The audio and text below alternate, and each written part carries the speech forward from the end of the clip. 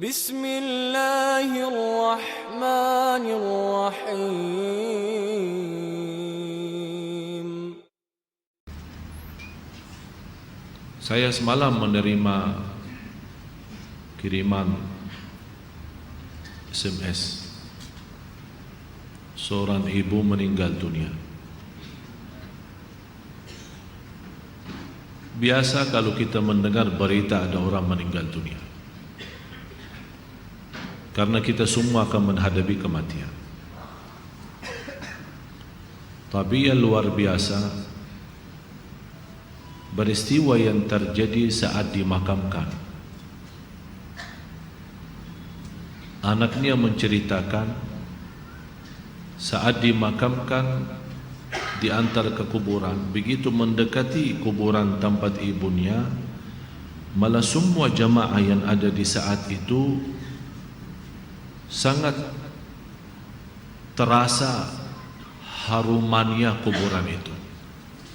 Harum sekali, keluar semacam wangi yang luar biasa,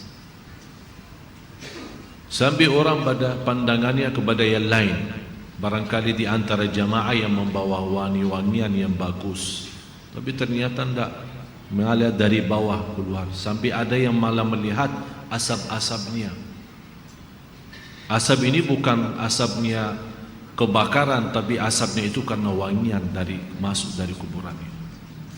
Sampai dikuburkan, malah kata anaknya, begitu saya sendiri yang nurun memakamkan, mengkuburkan ibu saya, sampai saya dan tanah saya sendiri membawakan tanahnya menutupi kuburannya. Pulang ke rumah saya mandi dan mencuci tangan dengan sabun, tapi masih terasa tangan saya harumnya luar biasa, sampai tidak bisa kehilangan. 3 malam masih tersimpan harumnya itu. Saya bertanya lewat SMS, apa kelebihan ibu kamu? Dia bilang, ibu saya biasa, malah orang awam, bukan wanita yang apa gitu, awam-awam biasa. Tapi setahu saya, ibu tidak pernah tidur sebelum membaca surat Al-Mulk, Tabarakalladzi biyadihil mulk. Saya langsung menjawab, itulah yang Allah hantarkan kepada ibu kamu. Dan inilah berita gembira bagi kita semua, sesuai janjian Rasulullah sallallahu alaihi wasallam.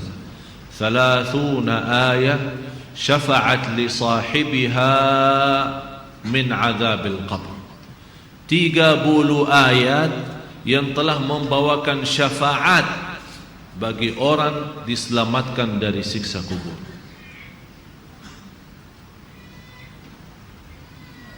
Dari situ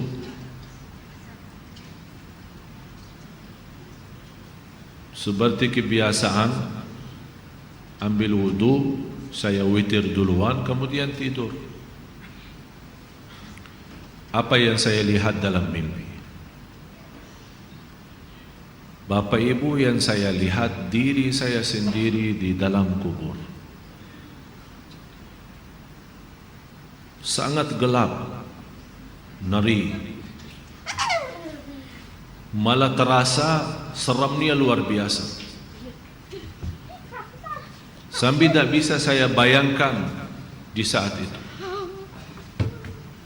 Tapi tiba-tiba sampai saya di situ merasa ketakutan dan kesepian, muncul sebuah cahaya di dalam kubur sendiri itu.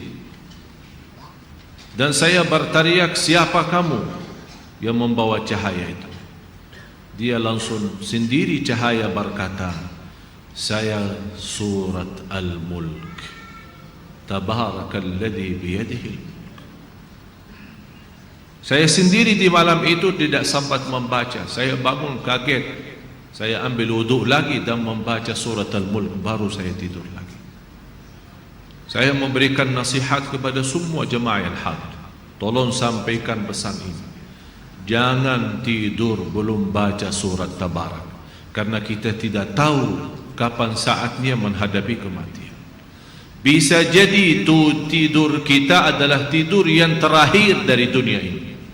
Mudah-mudahan dengan kita mengkhatamkan hari kita dengan membaca surat Al-Mulk, Allah ampuni segala dosa kita dan Allah harumkan kuburan kita menjadi taman dari taman surga.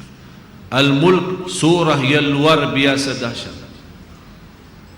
Saya mohon, biarpun ibu-ibu sedang halangan tidak salat, tetap mau tidur, ambil air wudu dan baca surat Al-Mulk.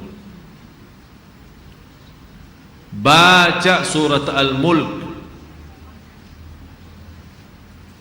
Siapapun kiainya, siapapun ustaznya, siapapun dokter yang melarang kita sebagai wanita membaca karena lagi halangan, saya sekarang berkata, ibu-ibu sedang halangan, baca surat Al-Mulk.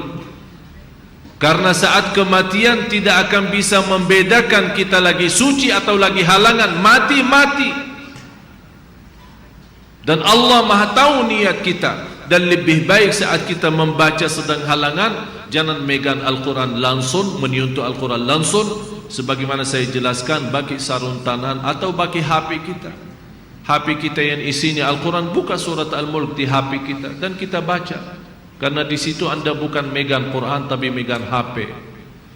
Begitulah kita rasakan. Kalau ya Allah, seandainya engkau mencabut nyawa saya di malam ini, saya sedang halangan, tapi ya Allah, saya membaca surat Al-Mulk. Niatkan diselamatkan ya Allah dari siksa kubur.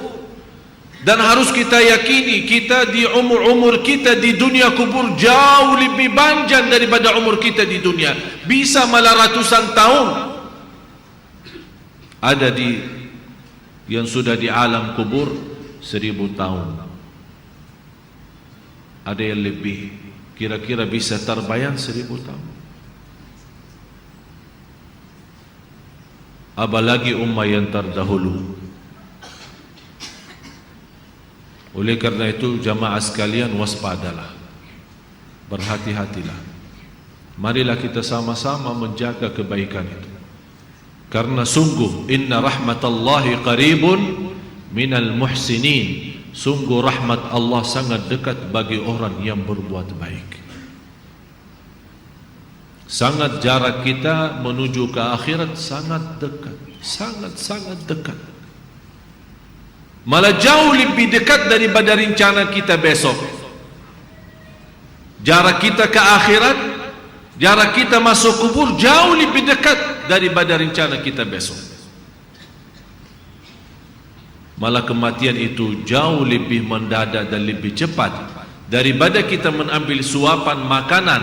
Belum kita sampai menantarkan, membawakan suap makanan sampai ke mulut kita, sudah dicabut nyawa kita. Jauh lebih cepat itu. Oleh karena itu marilah kita sama-sama semua kita punya salah, punya kekurangan. Apa yang kita senang melihat nanti di hari kiamat, jangan perbuat. Apa yang kita ingin ketemu nanti di hari kiamat, silahkan. Apa yang kita takut dan malu dilihatkan oleh Allah nanti di hari kiamat, jangan berbuat.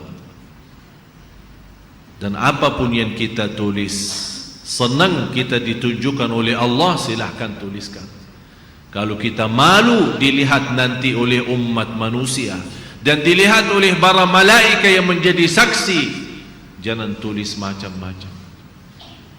Apalagi sekarang terlalu gampang dosa tulisan itu, gampang sekali.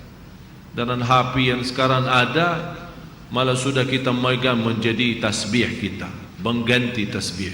HP, BlackBerry, WhatsApp, SMS, lain-lain. Saya setiap hari hampir terima 100 SMS.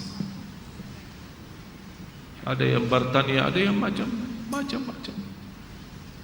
Dan hanya saya yang pada si Allah doakan, jangan menjadi titik tulisannya SMS ini menjadi beban nanti di hari kiamat. Ya Allah, ampunilah mereka semua.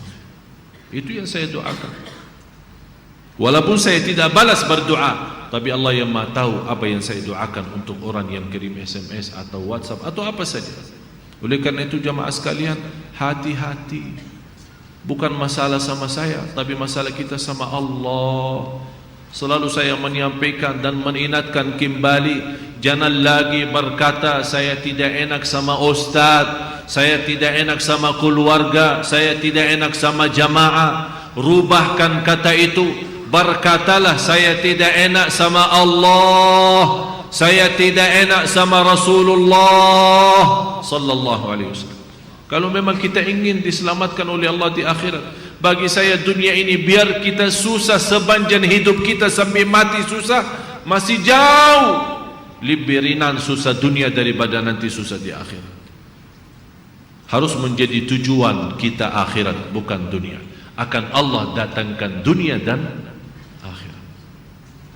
Ya ayyuhalladzina amanu ittaqullaha wal tanzur nafsun ma qaddamat lighad wattaqullaha innallaha khabirun bima ta'malun. Orang beriman, bertakwalah kepada Allah dan lihat masing-masing apa yang kita bawa nanti untuk hari esok, hari kiamat. Bertakwalah kepada Allah dan jangan-jangan wala takunu kalladzina nasullah, jangan-jangan menjadi orang yang melupakan Allah, akan Allah lupakan kita. Kalau Allah lupa sama kita, na'udzubillah, berantakan, hancur, dunia akhirat hancur kalau Allah lupa sama kita. Maksudnya lupa Allah sama kita, artinya Allah tidak mau urus kita lagi, tidak mau bantu kita lagi, tidak menolong kita lagi, tidak mau perhatian kita lagi. Na'udzubillah.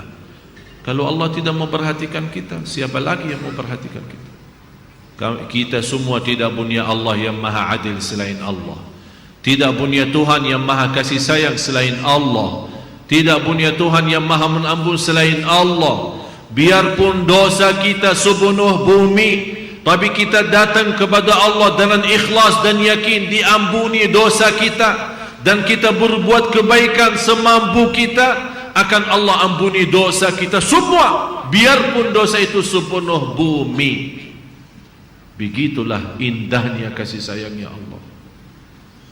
Mudah-mudahan semua yang hadir Allah bukakan hatinya, diberikan petunjuk kepada jalan yang benar, disucikan lahir batin, dikuatkan lahir batin agar senantiasa setiap hari meningkat iman, meningkatkan takwa, menjadi orang yang berilmu dan beramal salih, agar senantiasa setiap saat, setiap waktu kita mendapatkan karunia rahmat Allah, karena sungguh rahmat Allah sangat dekat bagi orang-orang yang berbuat baik.